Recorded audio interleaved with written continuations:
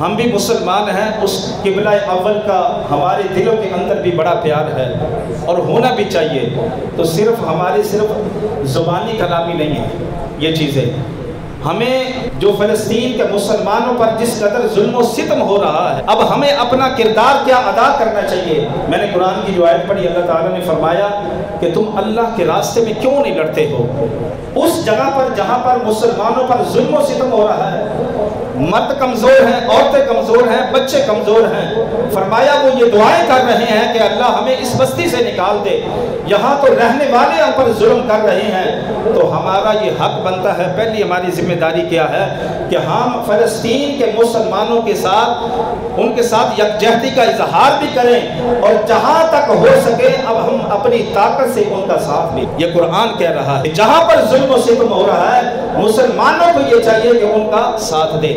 اور دوسری بات یہ ہے کہ قبلہ اول سب کا ہے، انبیاء کرام علیہ السلام کا مسکن رہا ہے، اس سرزمین نے انبیاء کے قدم بوسی کی ہے، تو یہ صرف فلسطینیوں کی ذمہ داری نہیں ہے کہ مسجد اقصی کی حفاظت کریں، وہ اپنی ذمہ داری بخوبی نبھا رہے ہیں۔ یہ ہماری اور میری اور آپ کی بھی ذمہ داری ہے کہ ہم اس مسجد اقصی کے لیے اپنا کردار ادا کریں، اس کی حفاظت کے لیے اپنا کردار ادا کریں۔ اور میرے معزز دوستو، تیسری بات یہ ہے کہ یہ جو اللہ کے راستے میں جہاد ہے نا، یہ قیامت تک جاری رہے گا۔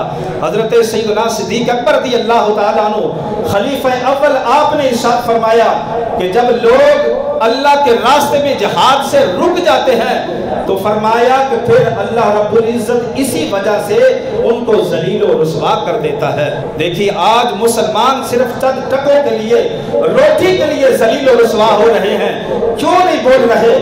میرے معزز دوستو، وہاں فلسطینی مسلمانوں پر کس قدر ظلم و ستم ہو رہا ہے۔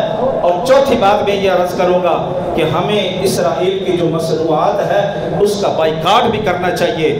کہ لوگ یہ کہتے ہیں کہ میرے بائیکاٹ کرنے سے کیا فائدہ ہوگا، کیا نقصان ہوگا ان کو؟ تو یاد رکھیے، نقصان ہو نہ ہو، جو لوگ ہمارے مسلمان بھائیوں کے، مسلمانوں کے خون کے پیاسے ہیں، ہم اس کی مصنوعات کو خرید کر کیا ہم ان کو اور طاقت دے رہے ہیں یا کمزور کر رہے ہیں؟ جب ہم ان کی مصنوعات خریدتے ہیں، انہی کو ہم طاقتور بنا رہے ہیں، اور وہی دولت جو ہے وہ اسلحہ کے ذریعے، ظلم و ستم کے ذریعے ہمارے اوپر خرچ کر رہے ہیں، ہمیں تباہ و برباد کر رہے ہیں۔ تو غیرت ایمانی، غیرت دینی یہ کہتی ہے کہ مسلمان کسی بھی موقع پر کمزور نہیں ہونا چاہیے، بلکہ ان غیروں کو بتا دو کہ ہم برداشت تو کر سکتے ہیں، لیکن جب دین کا معاملہ ہوگا تو ہم جو ہے وہ کچھ بھی برداشت نہیں کر سکتے۔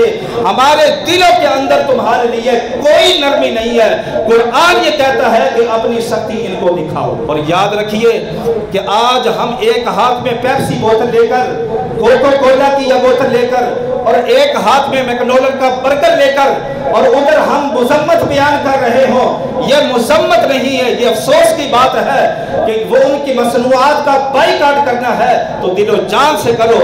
جب ان کی معیشت کمزور ہوگی تو مسلمانوں پر یہ ہرگز ظلم و ستم نہیں کریں گے۔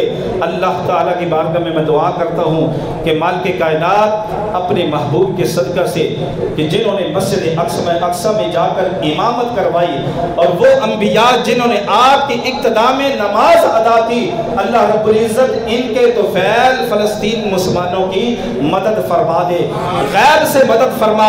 اور اے رب کی بارگاہ میں دعا کرتے ہیں جو ظلم و ستم کر رہے ہیں اسرائیلی، اللہ رب العزت کے حضور دعا ہے کہ ان کو تباہ و برباد فرما دے، اور قدم قدم پر ان کو کامیابی عطا فرما۔ اللہ رب العزت کے حضور دعا ہے ہم سب کی حاضری قبول فرمائے، اور ہمیں بھی اپنا کردار ادا کرنے کی توفیق نصیب فرمائے۔ وآخر دعوانا الحمدللہ۔